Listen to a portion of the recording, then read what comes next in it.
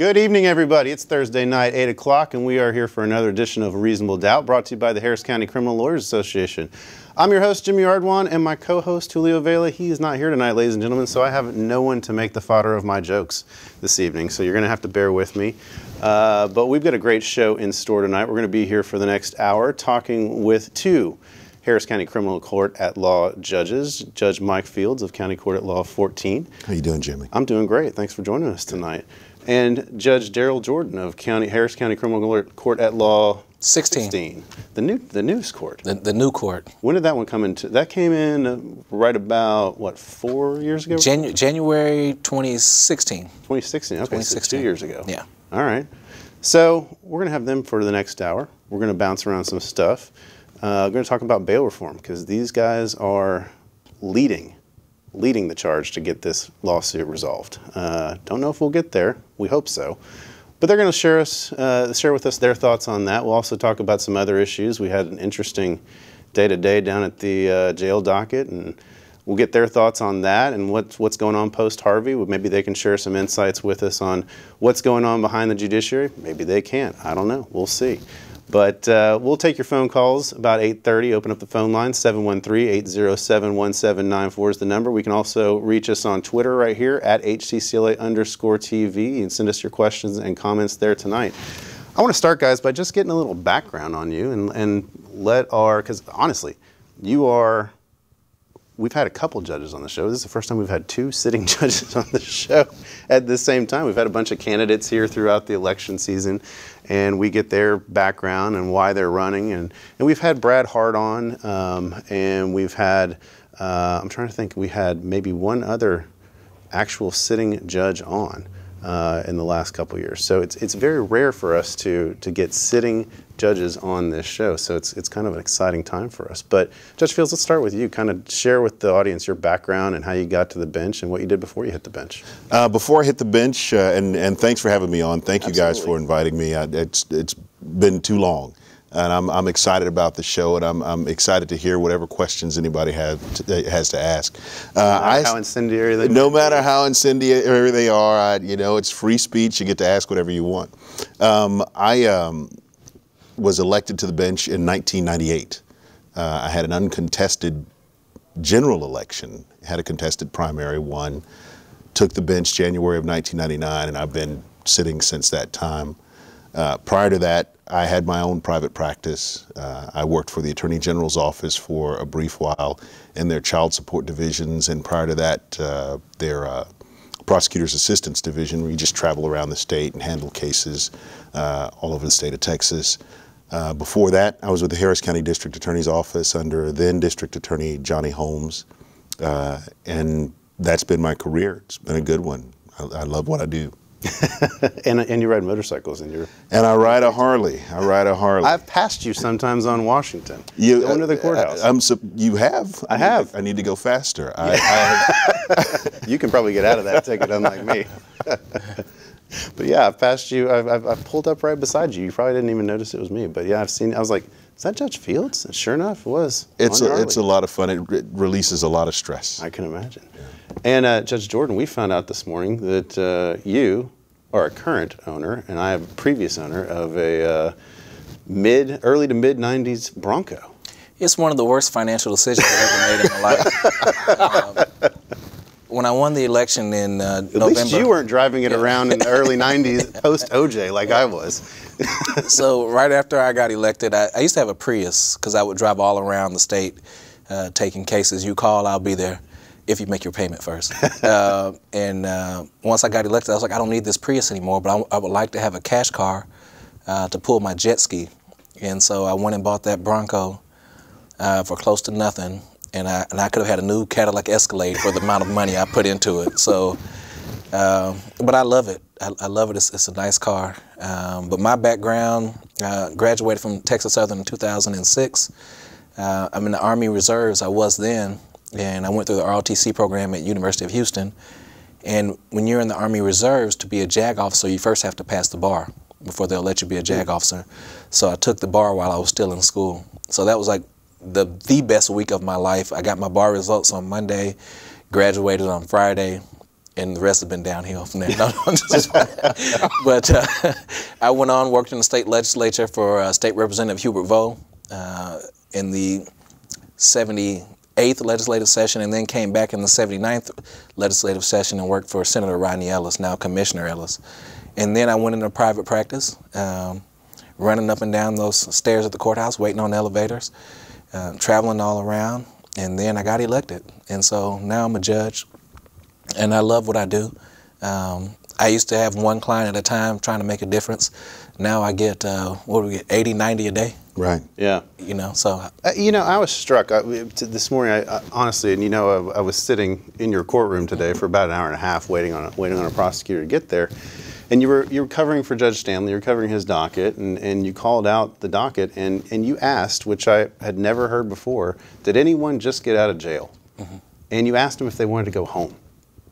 And the young woman, I don't know if she was stunned or what, but she didn't really want to go home. She just wanted to get the court appearance over with. But and that's kind of what I want to start this conversation with, because I'm seeing a change in the way we do business. And I know a lot of people are saying, well, it's not coming quick enough, and they're complaining about certain things here. And we're all living in this post-Harvey world and trying to figure it out. But things like that, asking defendants if they just got out of jail and that woman had just gotten out at 3 a.m. and was in court for an 11 o'clock docket call.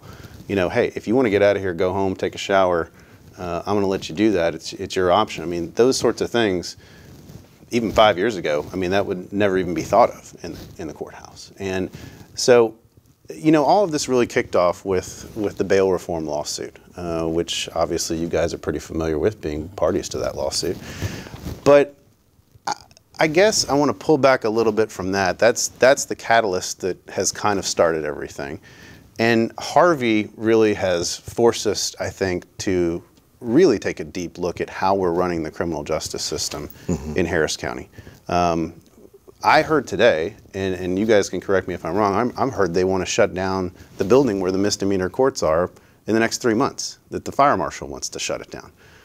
Due to the unsafe conditions. I mean, we hear all sorts of rumors every day about what's going on, but from your perspective, what do you guys see as some of the big fundamental things where we need to make change here in Harris County? You know, obviously, bail reform is one of the big things where change has to occur. I think the way that we look at how we process cases, for a while in my docket, I would give people settings in the future and expect lawyers to just do their work and come in on the few dates that they needed to get work done. I had a lot of pushback on that. There were a lot of lawyers who didn't like the fact that they weren't set every 2 weeks or so. And so I sort of backed away to accommodate the bar and make sure that what we were doing made sense. But we've got to think differently about how we approach docket settings, how we approach the system in general. And now with electronic filing of motions and documents, we're really going to have to rethink essentially the entire criminal justice system from the standpoint of how we do business with one another, how we get access to documents and things, what's going to be discoverable and how, right? The code talks about what's discoverable and what everyone's supposed to get. But for the life of me, if I had to go on the computer right now and figure out how to get all of that stuff, I don't know that I could do it. And I'm not really sure how the defense bar is managing to get all of that done with all of the rapid changes that are happening in the criminal justice system. So there are things to work on, and we're trying. And I've often on this program said, why can we not do a docket control order in the criminal courthouse like what's done in civil court, like what's done in federal court? It works there. Why can't it work in the criminal misdemeanor courts and the criminal felony courts? Is it just because some of these lawyers want to get paid every 2 weeks from their clients? I mean, is that the only reason, or is there something more? I mean, a lot of lawyers will say that it's a nefarious plan by the judges to force people into coercing pleas, to make people come back every 2 weeks, that they have to take off work, they have to come down and pay for parking, and it just puts increased stress on them. But why do you guys think we can't do a docket control order and just say, you know, here's your initial setting, here's your motion setting, here's your pretrial conference, and here's your trial date, and set it over a 12-month period. You know, actually, the DA was kind of pushing that idea. Then the whole hurricane, you know, happened, and I think that really just turned everything upside down. But along with the things that Judge Fields said, I just believe in common sense. You know, when I was a private in the Army, I said, I can't wait till I become a specialist. Then I can do things the way I want to do them. And then I kept getting more rank. Now I'm a major, and I'm still saying, well, one day when I become a full-bird colonel, then we can start doing this. Well, now I'm the general, you know, in my court. And so I get to do things the way I want to do them. I don't believe that people should have to come to court if they're not going to have any business. And so in my court, it's client or attorney. Only one of you have to show. And if you can't make it, just call, and we'll give you a reset. There's no such thing as being late. You know, I remember my clients used to call me and say, hey, are you going to be here at 8? I said, no, I don't have a time to be there. I'll get there as soon as I can. You know, and so I just give them that same respect that I wanted. When I had my kids and had to run here or run there, forgot something, had to go back to the office, and they're just sitting there. So I said, work it out with you and your attorney. Show up. As long as you show up before the end of the day or call, then you're good.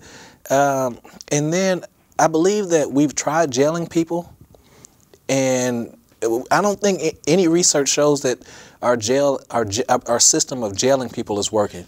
And so at the misdemeanor level where we are, what I seek to do is see what is the best interest of the criminal justice system, this person in Harris County.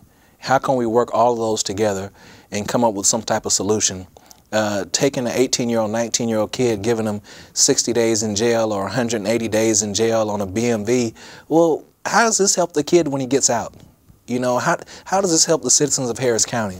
And so I try to just come up with common sense things.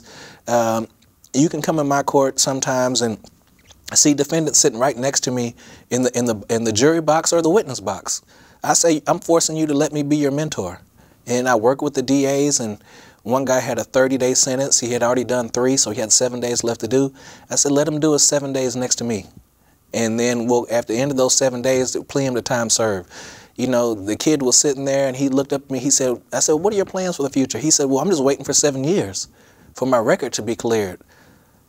I said, buddy, that's bad credit. Your record's not going anywhere in 7 years. And he had a look of shock on his face. I guess it was a jailhouse lawyer who had told him that. And then we talked about, you know, why don't you become an electrician, or you got to put something on top of these cases that you've received at such a young age. And then hopefully you can be productive. But a lot of these young people and some old people have no idea what right looks like. And so just constantly jailing them is not going to make Harris County a better place.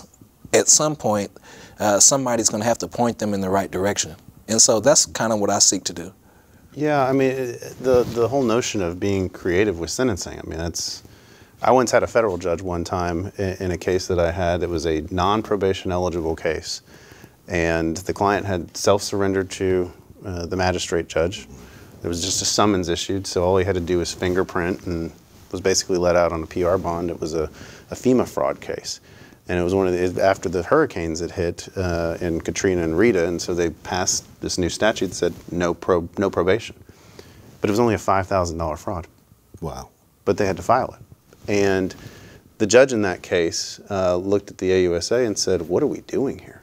You know, what do you expect me to do? He says, Judge, do whatever you feel is best.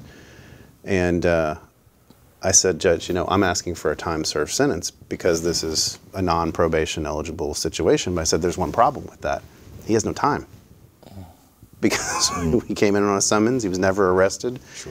And so the judge, it was 9 o'clock in the morning, the judge says, all right, here's what we're going to do. Your client's going to go sit up with the marshals for lunchtime, have sandwich with them. We're going to come back at 1:30, I'm giving him time served. There you go. And that's, you know, and so that was a real eye-opener to me of if people really want it, you know, we can get creative with things, and we can figure out ways to get around institutions in the past that have said, oh, we can't think outside this box, we have to keep it this way. And I applaud you guys for what you've been doing with the bail reform lawsuit, because I think that had to be a hard situation for you guys to step out from what your other colleagues were doing and what they were saying. And to come out and say, yes, we need change here. We need to change this. What was that experience like for you guys? You know, I think for Judge Jordan, probably it was a whole lot easier than it was for me. You know, I've been a part of the system for a very long time. And, you know, one of the worst excuses for doing something, as my friend Mark Carter would say, is because it's the way we've always done it. And so it occurred to me I had one of the worst excuses in the world for doing things the way that we were doing them. It's just because we'd always done them that way. There was a court order in Roberson from many, many years ago. We had been working with that. And I think I have good colleagues who are decent people and want to do the right thing, I think, as we all do. I applaud Judge Jordan and his innovative strategies. You know, when you look at how technology has changed, you know, both of us are sitting here now. You have a watch that can tell you what the weather is in Bangladesh. You've got and whether I need to breathe or not. Right, right. You've got a tablet in front of you that can do more than the most powerful computer that I could buy when I first started practicing law. Technology has changed. Yeah. And so now we can schedule dates and set scheduling orders, right? Because everyone has in their hand a calendar, a phone, everything they need, a personal assistant to make that a reality. And the same goes for bail practices, right? We now have technology that can supplant the use of money in a lot of cases in misdemeanor courts. We can use interlock devices. We can use electronic monitoring devices and drug testing and all sorts of other things to make that Eighth Amendment goal of ensuring that a person returns to court and that the public is kept safe without the use necessarily of money. And so this lawsuit, in my opinion, has given us an opportunity to look again or look anew at how we view technology, how we view the use of bail, how we view the Constitution in the context of our current reality. I don't think being a strict constructionist means being an absolutist or someone who ignores the realities of the time. Yeah, so I have you guys here. I have a couple things that I want to ask about because obviously the system we had before was so imperfect and really was a detriment to a large number of people. Now we have a situation where we're trying to right that wrong, but in the process I feel like we're creating some other wrongs along the way. For instance, there are people, clients that I've talked to that have come in to try and hire me, hearing from other attorneys as well, that somebody who might otherwise have been able to pay a $500 bond before, or sometimes waiting in jail for 3 or 4 days before they can either get a cash bond set or see pretrial services to get out on a pretrial release bond. And so we're creating new problems along the way. I feel like I've heard instances of this. The other issue I have is I had this experience personally where we have a white collar case. It's a nonviolent offense. The DA's office gets an indictment returned and automatically there's a warrant that goes out. Even though I'm in contact with the DA, they show up with 5 cops to try and arrest a client and threaten his wife, even though he's out of town. And they keep coming back and calling her and saying, where is he, where is he, where is he? And I had already reached a self-surrender agreement with the prosecutor to go and approach the judge on the next Monday when he got back into town. And so as much as we're trying to right, how can we correct some of these other problems? I mean, has anybody heard about any of these things going on, and what are some of the discussions to correct some of the new problems that are being had out there? First, let me say, you know, in this whole judge business, you know, I'm like the, I won't say #1 draft pick, but I'm like, you know, #3 draft pick, and I'm in there just dunking on everybody, doing all I can, and Judge Fields is the, you know, the leader of the team, and pulled me aside, calm down, young rookie, you don't have to dunk on everybody. And now that we're working, You're like Darrell Green, going drop some threes on everybody. Yeah. So now that we're working together, you know, we can try to work towards a solution. Yeah. And just the fact that we've been together for 2 months and the things that we've been able to accomplish, I think if we could all get in the room with a true desire, you know, maybe the first meeting, like when I was going through my divorce and we'd be doing counseling, you know, that first meeting, you know, it's kind of rough. It's kind of rough. A lot of stuff comes out you don't want to hear, you know, but once you get all that stuff out on the table, then you can start working towards a solution. And so that's what we need to do, no matter what the issue is, whether it's us judges getting together or the defense bar, prosecutors. If we all get in a room and we can talk, we're all smart enough. You know, I mean, my professor in law school, Professor Douglas, told me, what you're going to learn when you leave here is the ability to be the most analytical person on the planet. You'll argue different, you'll talk different, you'll think different.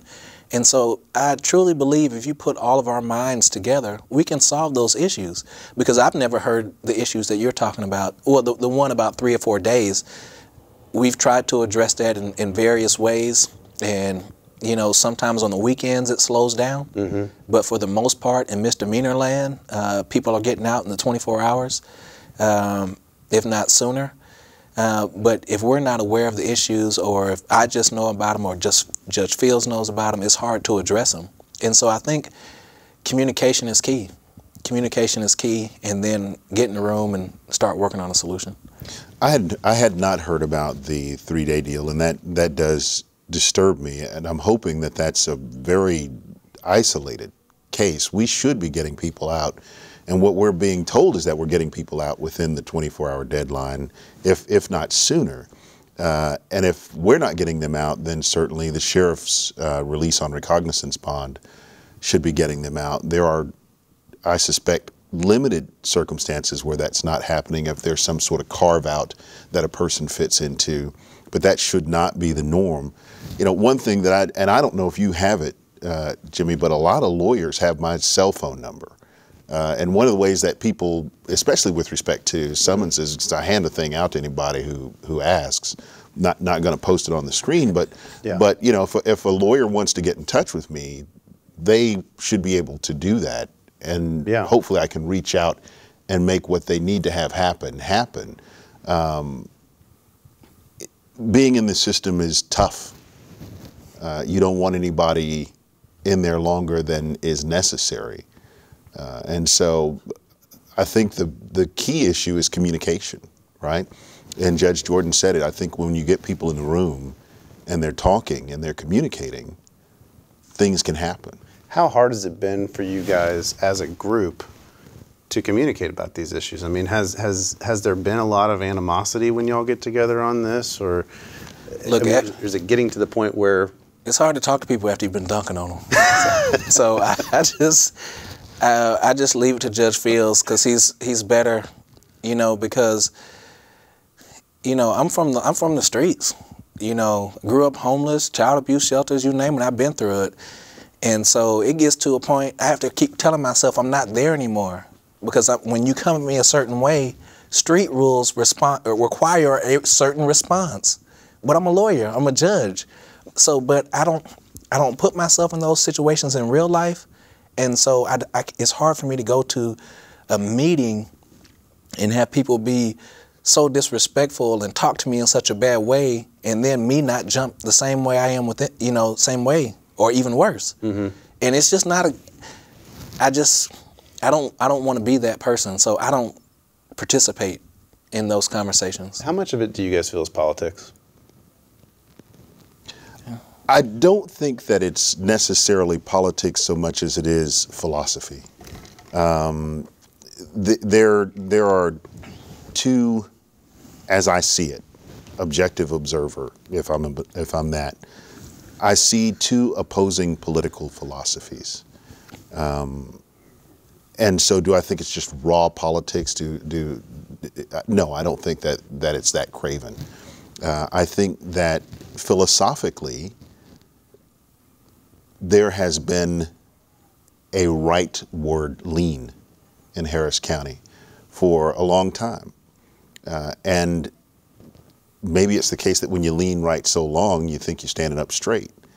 And so you do things a certain way, assuming that you're doing them in the most correct way that you can. And then somebody comes along who's leaning to the left and thinks that they're standing up straight. And then you get those two philosophies to just ram into one another, and there's chaos. Where calmer and reasonable minds prevail is in the middle, right? Neither side is going to get everything they want out of this. And I think that, you know, Paula Goodhart, Natalie Fleming, Gene Hughes, a number of my other colleagues, Pam Derbyshire, had been working to bring about changes in our system. Were they happening as fast as folks would like? No. But they were happening. We saw them happening, right? From our rightward lean, we saw them happening. But when someone who still has some hops comes in and can dunk, I got no hops. You know, I'm taking nothing but outside shots. And they come in and they say, look, here's the deal. This is wrong, this is wrong, this is wrong. It's young, fresh, new perspective. You have to embrace that, right? And you have to listen to it and understand that Judge Jordan is just as interested in seeing justice done as Judge Fields. We're just going to do it in a different way. But we can't stop listening to one another. We got to listen and we got to talk. Yeah, I mean, I think that's the confusion that a lot of people have, is that just because you're on the left, that you're going to give people a free pass if they're caught in the justice system. And I had this debate, I mean, maybe I had it on this show a couple weeks ago, is that when you're in a certain role, whether it's a prosecutor or a defense lawyer or a judge, no matter what your politics are, you still have to do that job. Right. You know, you can, if you're a prosecutor, your job is to represent the state and to represent the complainants, and you know, and to look at the case, and if it's a meritorious case, go forward with it and prosecute it. If it's not, then you do justice and you dismiss it. Same thing as a judge. I mean, you're there to consider everything in front of you. And defense lawyer's job is a little bit easier, right? Because it's a single job. I'm here to represent my client to the fullest. Right. And so I think a lot of defense lawyers, they view their job, you know, with such passion, but they don't realize that we only have one thing that we have to do. Whereas you guys have so many different interests, I feel like, that you have to, you're trying to do justice for a lot of different people. You're trying to balance all these things, right? You're trying to balance the needs of the public, the needs of the victim, and the needs of the defendant. Like you said, I mean, we don't need to throw everybody in jail for a long period of time. But there are cases where you're going to put somebody in jail. Where you just have to. You know, you want to look at what's evidence-based. Right. What really works. We know, and I think Judge Jordan hit it on the head, and I'm sure there's going to be somebody who calls and says, well, then why don't you do it different, Fields? Well, look, sometimes jail motivates a person to do things on a probation differently. Sometimes probation motivates a person to do, it depends on the person in front of you. And you have to take each case individually. You can't make a blanket rule that I'm never going to do this or I'm never going to do that, because if you do, you're never going to do your job right. Right? That's the only never that's assured, is that you can't commit to ever, always, or never doing anything. If I'm in trouble, right, I want a true believer. I want the guy who is raging at the machine. I want Rob Fickman, right? Yeah, I mean, exactly. And if my family is hurt, I want a true believer. Yeah. Right? I want Rob Frere. Yeah. I mean, you know, so there are those two extremes, both named Rob. Yeah. But Imagine that. I know. Who could have thunk? But these are guys who put their heart into it. They do. You know, I'm not trying to endorse anybody. I'm just saying that they put their whole heart into what they do. I expect that to come to me, right, as a judge. I expect you to come at me full blast. And I expect the state to come at me full blast. And they should expect me to be the judge, make a decision. I feel like if, you know, as they say, if nobody's happy at the end of the proceeding, then probably the right thing occurred, right? because in a negotiation, no one's going to be 100% happy. When we talk about bail reform, just going back to that, I think we have to keep that in mind. Nobody's going to walk away from this thing Right. 100% happy. But we got to get our system moving and running in a reasonable and rational way. I think Commissioner Ellis said it best in that commissioner's court meeting that we spoke at. Mm-hmm. You know, Judge, you don't want things to go back to the way they were. No, but a semblance of normalcy is necessary. That's going to be hard to do when we're probably not going to have a courthouse till after 2020.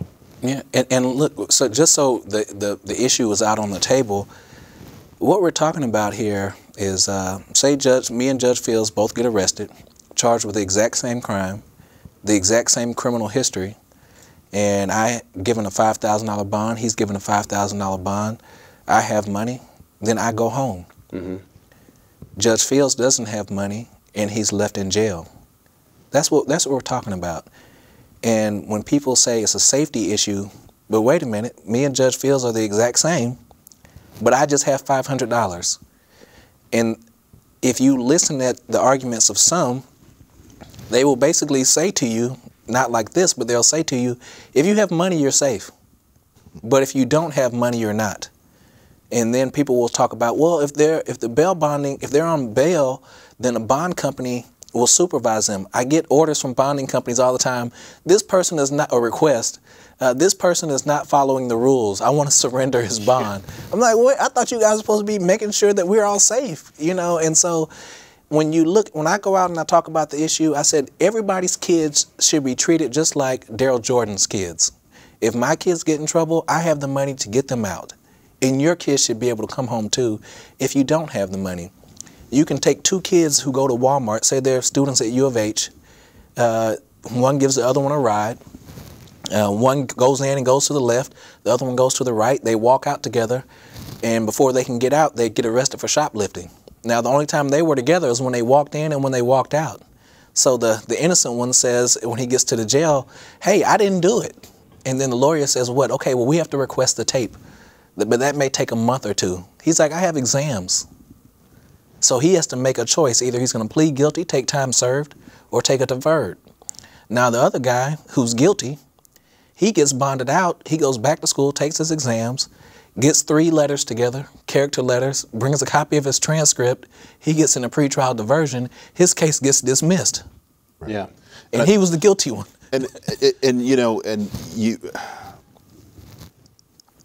you hope that doesn't happen, but you know it does, mm-hmm. right? So let's not kid one another. And I think we also have to take into account that your $5,000 may be my $500, right? And my $500 may be to him $50. Exactly. And that's the piece that I think has to be understood when we're talking about what should be prioritized. There are certain constitutional protections that bail requires that should certainly be prioritized. We want to make sure that we can get people back into court. There's also the state provision that we want to ensure public safety. Of the two, one is a state provision, one is a constitutional requirement, right? Bail to secure attendance. Mm-hmm. We have to prioritize the 8th and 14th Amendments over the state requirements because that's what the law calls for. Yeah. And we have to follow the law.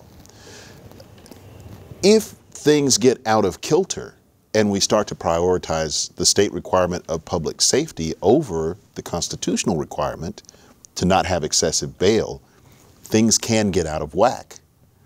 And so we have to balance that. Now, when you add in the fact that your 50 may be what I think about 500 and you may be walking around with a few stacks in your pocket, and so it's nothing to you to post a $5,000 bond. Right. That's where equal protection comes in. We have to level that playing field so that everybody's money, while it's not equal, is the same. And for some people, nothing is the same as $5,000. Right. Because they don't have anything. Yeah, just like when you started off talking about your client in federal court. Mm-hmm. You said he signed a PR bond and went home. Right. For stealing $5,000. or allegedly, $5,000 fraud. He pled guilty. Oh, okay. Okay. It's not alleged. He pled. All right. And so you may be talking in our courts. You may be talking about somebody who took 2 or 3 cans of Similac. Yeah. And then they're sitting there trapped in jail, and so. And there's some problems with the order as it is right now. People getting arrested and getting back out, getting arrested, getting back out. But it's up to us as judges. It's our responsibility to get in the room and fix it. And right now, that's what Judge Fields and I, in meeting with the DA, the sheriff, the plaintiffs, but all of us should be there working. You know, 16 heads are better than 2. And so if we could all get in the room and have that focus and say, hey, look, I know we have different opinions, but let's focus on what's best for the citizens of Harris County. Because right now, what I fear is one day something bad may happen, and then 2 is that Harris County is going to go down in history as in 2018 fighting to maintain a system that has been found to be discriminatory by Judge Rosenthal and the Fifth Circuit. Yeah. Now, how can we be to the right of the Fifth Circuit? Yeah, because they never met a conviction they didn't like to affirm. I can assure you that. But yeah, I mean, that's the crazy thing here is, you know, I don't think that on most misdemeanor cases that cash is really should be the issue we're looking at on bond. I mean, it's a travesty that on misdemeanor cases that we're even talking about a cash bond. Because so many of the misdemeanor cases don't deal with violence. I mean, you know, you have your assault cases, sure, and I think those are kind of they don't make up the majority of the misdemeanor cases, though. I mean, the majority of the misdemeanor cases are DWIs. It's, you know, low-level drug cases. It's trespassing. It's driving while license is invalid.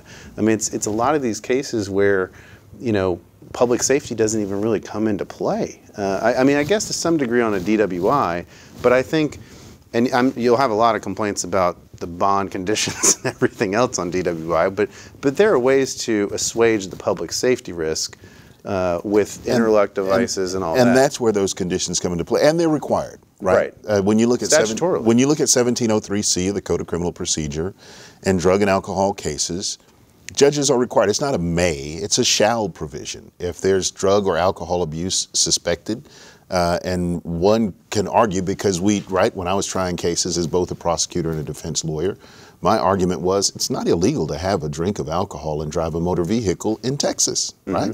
It's illegal to have so much that you've lost the normal use of your mental or physical faculties. At that point, a person can argue that you have abused the substance and then driven a vehicle. And the code clearly says where there's drug or alcohol abuse suspected or where there's a controlled substance involved, a judge shall, right, do these things, add these conditions. Now, if I've done that, right, I've done my job on that, haven't I assuaged then the public safety concern? I think so. If I have, and we do, we have a fantastic pretrial services department, and Kelvin Banks has taken that organization and really done some wonderful things with it. And he's just a cool guy too. We had him here on the show. He is a cool guy. Late last year. When you look at what we have in Harris County, and we have probably, you know, we complain because we've got the Cadillac Escalade of systems, right? We can do things faster than just about anybody anywhere, and we do, as compared to outlying counties where cases languish for months before someone's even charged. We get things done really well, and we have a great bar on both sides, and I think a pretty good judiciary as well. When you look at judges and they're doing their job in that respect, you know, making sure that people are kept safe, making sure that folks come back, using pretrial services to ensure the return to court, money can be minimized as an issue, right? We are using a risk-based assessment tool to determine whether or not a person scores at a point where their bail should be higher in terms of dollars. Maybe we need to rethink that as well. Maybe that risk should say, okay, this person is of this greater risk, and so we use more conditions. And the judges have restructured the bail schedule to where more of that is the case. It's hard to see it because we're in, you know, crazy land right now with after Harvey. It's hard to see how the system has been changed to work better, but there have been substantive changes. It's just hard, you know, when you're having court and jail. Yeah. Which is, and we've talked about that. Yeah. And everybody knows how I feel about having court in a jail setting. The dangers to the lawyers and the staff and everybody else. It's what we're stuck with right now. I don't think anybody likes it. But when you're in a situation like that, it's hard. Yeah. To see the hard work that's gone into making some of these changes, but there's still more hard work to do. We've got to sit down. We've got to talk to one another. We can't keep spending millions and millions of dollars fighting this lawsuit. 6.22 million. Last month they were paid, the lawyers were paid $450,000, and this past Commissioner's Court they approved another $450,000. Jeez. And you know, I'm always a proponent of everybody working a little bit harder. If everybody works a little bit harder, then things will get a little bit better, a little bit better. And when you go to Brazoria County, they bring the people from the jail in the chain and they go sit in the audience. You go to Montgomery County, they do the exact same thing. Or they do it by video. Yeah. I mean, and so you have to work a little bit harder. There's a way to do it, but, you know, I'm not a fan of the Oz system either. You know, the old HBO show, you know. But, I mean, I do love going to the jail simply because I can work all day and then I have a larger impact, you know, on the system. And so anytime I can do more work and have more impact, then I want to do it. So, but yeah, if you're getting attacked and different things like that in the jail, I mean, because you're just outnumbered. I mean, 2 or 3 bailiffs in there and then, you know, 10 inmates and then all the lawyers in the way. I mean, by the time you get from the front of the room to the back of the room, I mean, punches come pretty quick. Yeah. You know, so. And we can talk about that a little more, but let's, we got a phone call coming in here. Let's jump over to the phone lines. Hello, thanks for calling Reasonable Doubt. Hey, thank you so much for taking my call. My question is directed towards both judges, and thank you for coming on the show. I don't know how much you can talk about this, but everything you're saying about the bail reform lawsuit makes sense. And the need to work together, the enormous amount of taxpayer money that's been spent. I'm just curious, why do you think that your colleagues on the bench have been maybe fighting this in a way or to a degree that maybe doesn't make fiscal sense and human sense when you consider all of the wonderful points that you're making in terms of the need for bail justice reform? And I'll take whatever answers and comments you have off the air. Thank you. Thanks for the call. I'll go first, and then Judge Fields can clean up my statement. You know, we have to remember we are politicians. We are politicians, and we answer to different groups. For instance, Judge Carahan, he's no longer on the bench, or he's working his last days. Every day is his last day, because he was doing something that, you know, apparently his party didn't agree with. Mm-hmm. And so I think you have to take that into account. People want to have a job. And I tell people I loved being a criminal defense attorney. And I lived a very good life. And if I have to go back to it, then so be it. And so I'm not stuck to my job. But if you've been down here a long time and this is all you've been doing, it's all you know, then who wants to give that up? And then, too, if you grew up in the system, you were a DA and became a judge and you've been doing this for 15, 20 years. It's just like when you meet somebody and you're a Catholic and they're Baptist and they're trying to get you to switch. Like, no, that's crazy. You know, it doesn't matter what studies you go through, Bible studies. No, this is what I am and I'm going to stick to it. And you may honestly believe what you're doing is right.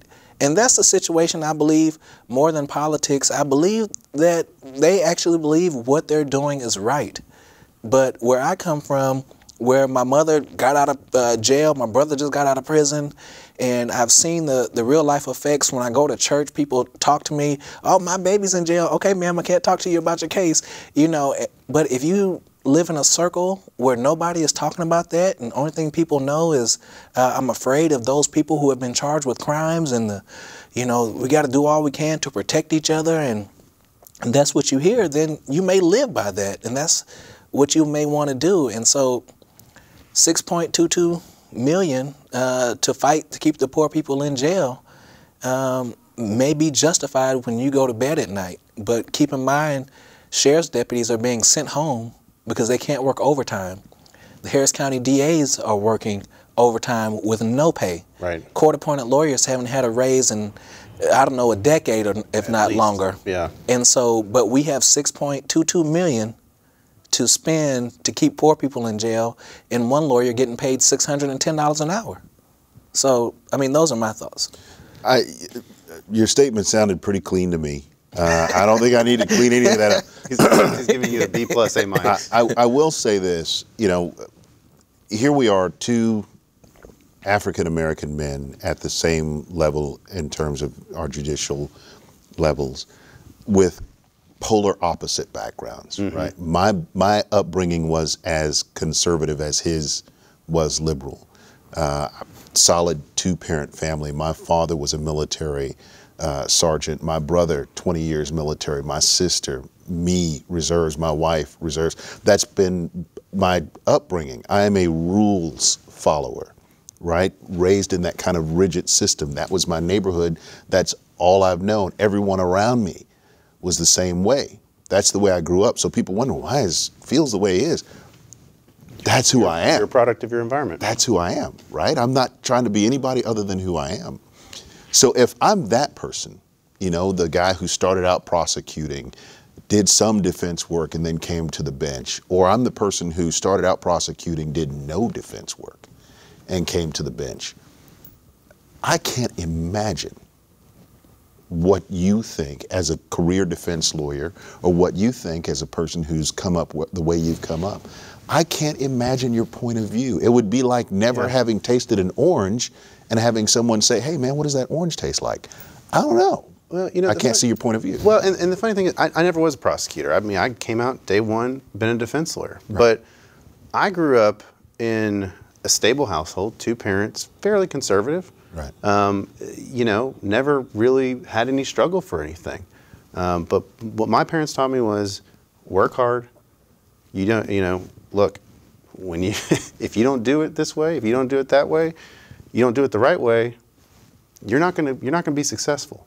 And one thing that always stuck with me was my parents told me, if you want to be treated right, you need to treat other people right. And I think that's what it comes down to is we just need to look at a basic fundamental human level. I mean, set aside your party politics, and that's where I have the problem with judges being partisan officials. Partisan officials is, you know, that does play into your mindset and for some people, because I think at the end of the day, when you look at it and you see if you can look at the people in the system and say, how would I want to be treated, or how would I want my family members to be treated in this system? If they were charged with a DWI, would I want people determining whether they should get out of jail based upon conditions of release or money? Money, right. You know, and that's where I think we have to start going back to what you said about there are ways to address the public safety factor through conditions and not money. Because when you get over at 515 Rusk on the federal side, that's what they're looking at. I mean, most of the times it's what are the conditions of release that we can fashion, and most of the money component is to ensure that people don't flee. Because you put money up because you're not going to flee from it. You know, if you put a sizable money up, but most of these people are going to come back to court because a DWI is going to ruin their life. I've set a bond as low as $1 on a theft by check case, and had a person show up multiple times because the dollar was enough. Yeah. It wasn't the money. It was the fact that they had enough in them to say, you know, I'm charged with this. I didn't mean for that to happen, or I didn't even do it. That's not my name on the check. But I want to go clear it up. It's taken me time, right? I didn't get here quick, but I got here. Yeah. I think my colleagues are coming. You know, they're coming along. They're working. But it takes time. And I direct this to you because there's going to be a lot of people in the defense bar who say that you and the people that have been in the system for the last 2 decades, right, that you've helped perpetuate a plea mill. That through the bonds, through having people come back to court all the time, that you guys have been the biggest part of the problem in coercing pleas on people and forcing people to take the scenario that Judge Jordan outlined before, where the guy who maybe wasn't guilty takes a deal, whereas the guy who is guilty, you know, he ends up getting a pretrial intervention or deferred adjudication or something like that because he had the means to get out. What's your response to that? I can only speak for myself. Yeah. Right? I give more probations than any other judge in the courthouse.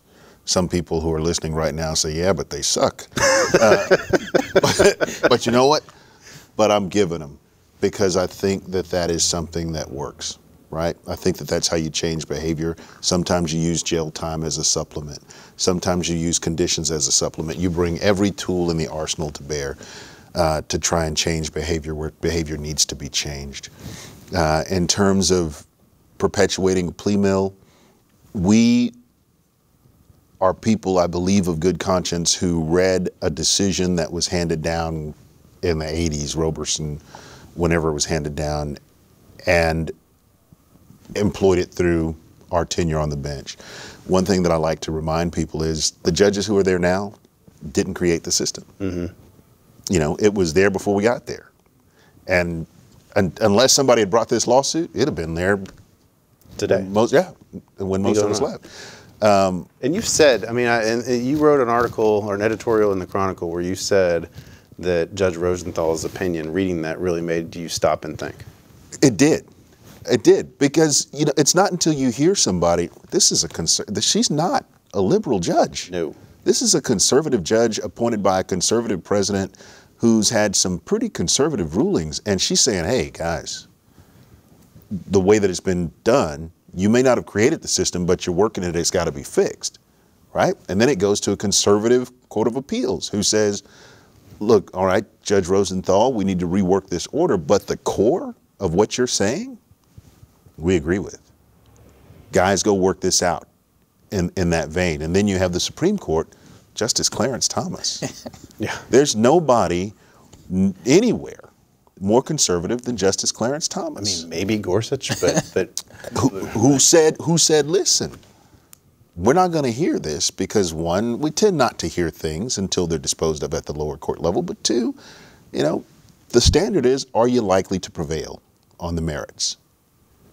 And when you've got all of those conservative judges who are respected and just as honorable as any judge on the bench in Harris County saying these things, you got to stand up and listen. Yeah, and that's what's crazy. Judge Rosenthal has already said very little chance to, you know, win on the merits. But yet, we're still paying. Yeah, I told the Harris County Commissioners Court, these law firms have built a Harris County wing in their law firms, you know, and they go in there and bow to the Commissioners Court and say thank you for your checks, and you know, and they hand out bonuses. What drives me crazy about this whole thing is I don't believe in any form of discrimination, whether it be by race, sex, social class. I just don't believe in it. You know, even if it's something if I don't agree with, I don't believe that anybody should be treated differently for whatever reason. And when the numbers show, this is for any statistical category in the criminal justice system, that blacks and browns suffer at a much higher rate, whether it's from arrest to sentencing. It doesn't matter where you stop on the dial, blacks and browns are treated the worst. Right. And so this is one way we know we can have a positive impact. And it's just small because there's so many different issues. And we know we can change this and it's going to help. And so once that information was presented, it's hard for me to understand why anybody says, no, we shouldn't do that. You know, that should be enough. You know, they tell a story, I don't know if it's true, but at one point the sheriff was releasing women at night and they were getting raped. like on their jail date when they got out. So now if you're a female and you don't get out before a certain time, you got to wait and get out in the morning. Because the sheriff didn't want to appear. Well, one, he wanted to protect the women, but once the issue was brought to him, he didn't want to be complicit in their rapes and putting them in a dangerous situation. And so when somebody comes to you and says, hey, look, all these poor people are suffering, where those with money are not. Okay, well, how do we fix it? I didn't know that before. Now I know. How do we fix it? And that's what troubles me, that we're spending $6.2 million on something. It's not racially discriminatory, but financially, and the Fifth Circuit said as much. And so that should be enough to say, hey, let's stop. Let's fix it. We don't need to continue this, just for that reason alone. But then on top of that, you add in the whole Constitution. That's the whole thing.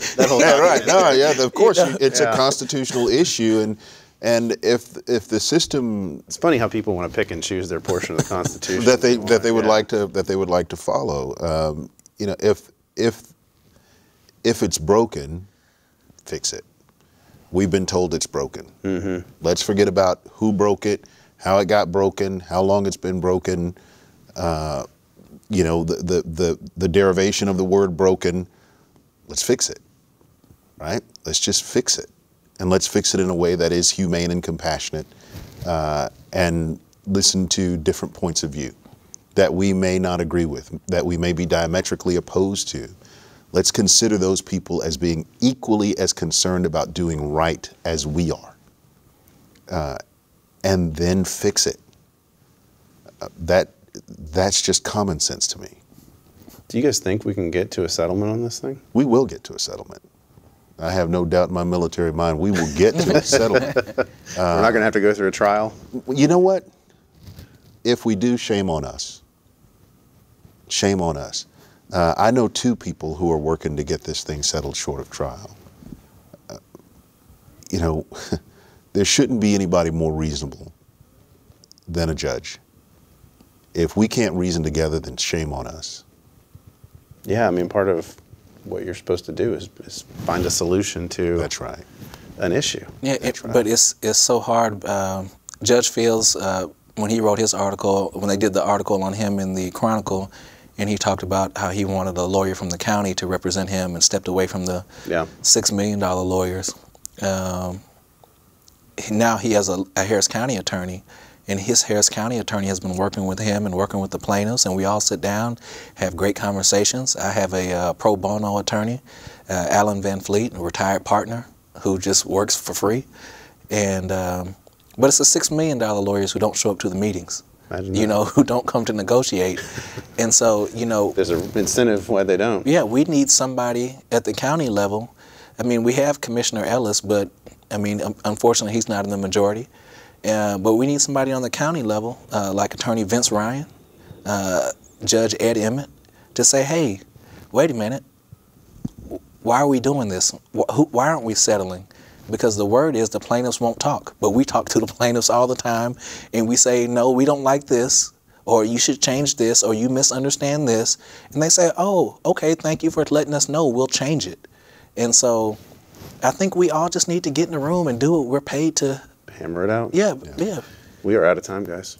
Really? We are out of time. I got to wrap this sucker up. Wow. But I really appreciate Judge Mike Fields and Judge Darrell Jordan coming on this evening and spending some time with us. And I hope you all enjoyed it as well. We'll be back next week. Hopefully Julio will be back to take some of my barbs. But we'll see you next Thursday night, 8 o'clock. Good night, everybody.